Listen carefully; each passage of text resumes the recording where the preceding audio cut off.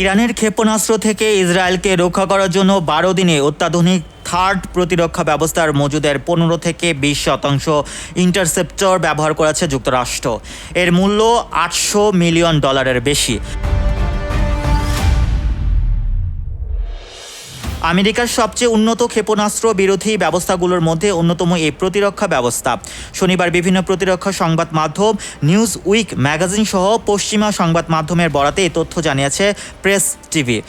১৩ June থেকে ইরানের পারমাণবিক ও সামরিক লক্ষ্যবস্তুতে ইসরায়েলের বিমান হামলার পর তেহরানের পাল্টা বিপুল সংখ্যক ব্যালিস্টিক ক্ষেপণাস্ত্রের প্রতিক্রিয়া চলে ১২ দিন পর্যন্ত।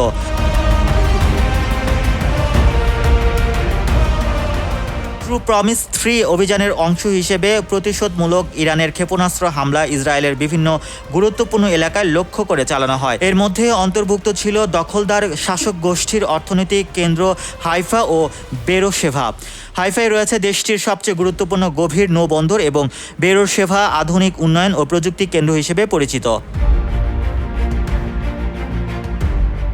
Mohammad Rasel, news 21 international desk.